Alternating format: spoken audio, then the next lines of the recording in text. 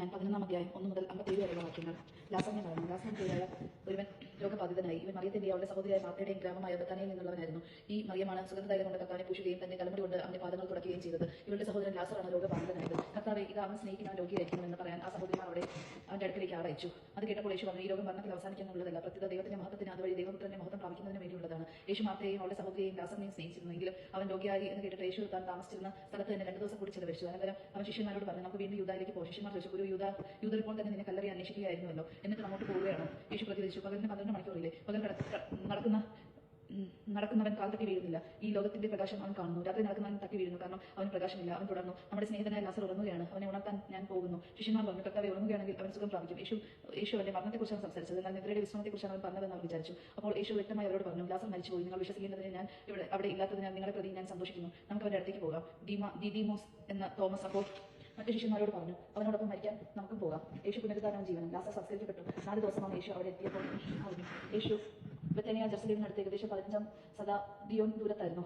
അനേകം യഹൂദർ മാർത്തയും മറിയത്തെയും അവരുടെ സഹോദരനെ ആശ്വസിപ്പിക്കാൻ വന്നിരുന്നു. യേശു വരുന്നത് കണ്ട് കേട്ടപ്പോൾ മാർത്ത അവനെ സ്വീകരിച്ചു. എന്നാൽ മറിയം വീട്ടിൽ തന്നെ ഇരുന്നു. മാർത്ത യേശുവിനോട് പറഞ്ഞു, കർത്താവേ, നീ ഇവിടെ ഉണ്ടായിരുന്നെങ്കിൽ നിന്റെ സഹോദരൻ മരിക്കില്ലായിരുന്നു. എന്നാൽ നീ ചോദിക്കുന്നതെന്തും ദൈവം നിനക്ക് തരുമെന്ന് എനിക്കറിയാം. യേശു പറഞ്ഞു, നിന്റെ സഹോദരൻ ഉയർത്തെഴുന്നേൽക്കും. മാർത്ത പറഞ്ഞു, അന്ത്യദിനത്തിലെ പുനരുദ്ധാനത്തിൽ അവൻ ഉയർത്തെഴുന്നേൽക്കുമെന്ന് എനിക്കറിയാം. യേശു അവളോട് പറഞ്ഞു, ഞാനാണ് പുനരുദ്ധാനം ജീവൻ. എന്നെ വിശ്വസിക്കുന്നവൻ മരിച്ചാലും ജീവിക്കും. അങ്ങനെ ജീവിക്കുകയും വിശ്വസിക്കുകയും ചെയ്യുന്നവൻ ഒരിക്കലും മരിക്കില്ല. ഇത് നീ വിശ്വസിക്കുന്നു? അവൾ പറഞ്ഞു, കർത്താവേ, നീ ലോകത്തിലേക്ക് വരാനിരുന്ന ദൈവപുത്രനായ ക്രിസ്തുവാണ് എന്ന് ഞാൻ വിശ്വസിക്കുന്നു. യേശു കരയുന്നു. ഇത് പറഞ്ഞിട്ട് അവൾ പോയി തന്റെ സഹോദരിയായ മറിയത്തെ വിളിച്ച്, ഇത് ഗുരു ഇവിടെ ഉണ്ട് എന്ന് നിന്നെ വിളിക്കുന്നു എന്ന് സ്വകാര്യമായി പറഞ്ഞു. ഇത് കേട്ടിടനെ അവൾ എഴുന്നേറ്റ് അവന്റെ അടുത്ത് ചെന്നു. യേശു അപ്പോഴും ഗ്രാമത്തിൽ പ്രവേശിച്ചിട്ടില്ലായിരുന്നു. മാർത്ത കണ്ട സ്ഥലത്ത് തന്നെ അവൾ നിൽക്കുകയായിരുന്നു. മറിയം ഇടുക്കത്തിൽ എഴുന്നേറ്റ് പുറത്തേക്ക് പോകുന്നത് കണ്ട് വീട്ടിൽ അവളെ ആശ്വസിച്ചുകൊണ്ടിരുന്ന യഹൂദർ അവൾ അനുഗമിച്ചു. അവൾ ശവകുടീരത്തിൽ കരയാൻ പോവുകയാണ് എന്ന് വിചാരിച്ചു. മറിയം യേശു നിന്നിടത്ത് വന്ന് അവനെ കണ്ടപ്പോൾ കാൽക്കൽ വീണ് പറഞ്ഞു, കർത്താവേ, നീ ഇവിടെ ഉണ്ടായിരുന്നെങ്കിൽ എന്റെ സഹോദരൻ മരിക്കുമായിരുന്നില്ല.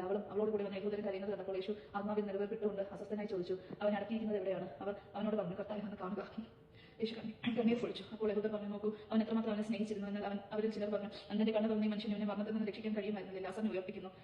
യേശു വീട് നിലവിൽപ്പെട്ടുകൊണ്ട് ശവകുടീരത്തിൽ വന്നു. അത് ഒരു ഗുഹയായിരുന്നു. അതിനുമേൽ ഒരു കല്ലും വെച്ചിരുന്നു. യേശു പറഞ്ഞു, ആ കല്ലെടുത്ത് മാറ്റി. മറ്റൊരാളുടെ സഹോദരിയായ മാർത്ത പറഞ്ഞു, കർത്താവേ, ഇപ്പോൾ ദുർഗന്ധം ഉണ്ടായിരിക്കും. ഇത് 4-ാം ദിവസമാണ്. യേശു അവളോട് ചോദിച്ചു, വിശ്വസിച്ചാൽ നീ ദൈവമഹത്വം ദർശിക്കുമെന്ന് ഞാൻ നിന്നോട് പറഞ്ഞില്ലേ? അവർ കല്ലെടുത്ത് മാറ്റി. യേശു കണ്ണുകൾ ഉയർത്തി പറഞ്ഞു, പിതാവേ, അങ്ങയുടെ പ്രാർത്ഥന ശ്രവിച്ചത് ഞാൻ അങ്ങേക്ക് നന്ദി പറയുന്നു. അങ്ങയുടെ പ്രാർത്ഥന എപ്പോഴും ശ്രവിക്കുമെന്ന് എനിക്കറിയാം. എന്നാൽ എന്നെ അയച്ചത് അവിടെ നിന്നാണ് എന്ന് ചുറ്റും നിൽക്കുന്ന ജനം വിശ്വസിക്കുന്നതിന് വേണ്ടിയാണ് ഞാനിത് പറയുന്നത്. ഇത് പറഞ്ഞിട്ട് അവൻ ഉച്ചത്തിൽ പറഞ്ഞു, ലാസറെ പുറത്തു വരിക. അപ്പോൾ മരിച്ചവൻ പുറത്തു വന്നു. അവന്റെ കൈകാലുകൾ നാടുകൾ കൊണ്ട് ബന്ധിക്കപ്പെട്ടു, മുഖം തുണി കൊണ്ട് ആവരണം ചെയ്യപ്പെട്ടിരുന്നു. യേശു അവരോട് പറഞ്ഞു, അവന്റെ കെട്ടുകൾ അഴിക്കുകയും അവൻ പോകട്ടെ.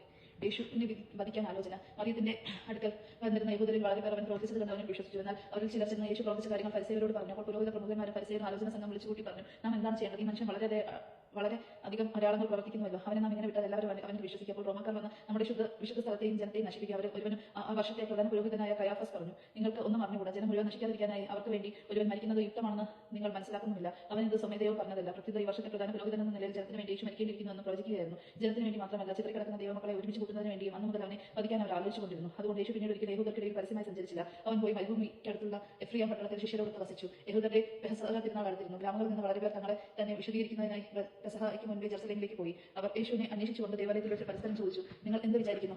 അവൻ തിരുനാളിന് വരികയില്ലെന്നോ? അവൻ എവിടെയാണെന്ന് ആർക്കെങ്കിലും വിവരം ലഭിച്ചാൽ അവനെ ബന്ധിക്കേണ്ടതിന് ഞങ്ങളെ അറിയിക്കണമെന്ന് പുരോഹിത പ്രമുഖന്മാരും ഫരിസേയരും കൽപ്പന കൊടുത്തിരുന്നു. ദൈവജനമാണ് നാം കേട്ടത്. നമുക്ക് ദൈവത്തെ സ്തുതിക്കാൻ ക്രിസ്തുവിനെ സ്തുതി.